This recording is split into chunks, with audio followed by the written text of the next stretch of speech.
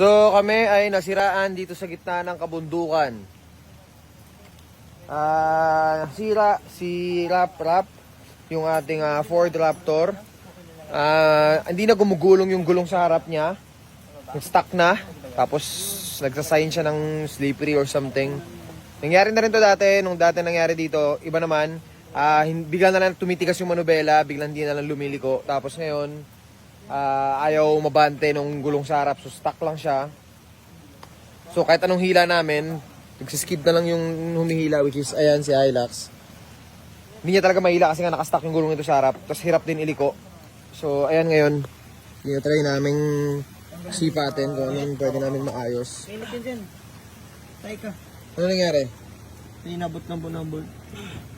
Init. Dapat yung payat na kamay. Ako magdukot. Ako hindi. Init. Hindi na nakadikit yung battery. Baka nakadikit pa rin. Nakadikit. Sapinan nyo. Lagyan nyo yan. Para hindi dumikit. Para ma-reset siya kung sakali man. Naglagay na kami ng Max Trax para lang makaahon. So, yes. Pero sa kabila naman ng lahat, ito yung view. So, maganda pa rin. Solid pa rin. Yun, may isa pa kaming sasakyan doon sa unahan. What up, boys? You good, boys? Yes. What up, Meng?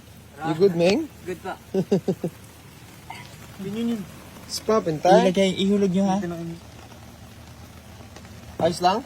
Nakabaliglag na bolt? Yes po. Si Roman, no? What's up, Roman? We're all good.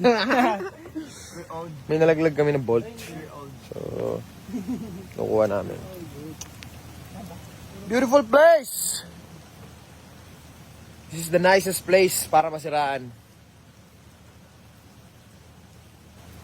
Ito yung ilog ka naman. Yun o. Laki.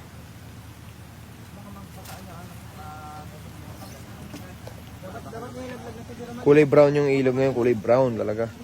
Lahat ng ilog. Pati pinanggalingan namin, brown. Pero maayos din namin to. So, ang layo pa kasi namin sa highway. Sobrang layo pa. Puro ganito pa yung daan. Ayan o, puro ganyan. Ayun yung sasakyan natin. So, ayan, nabit natin.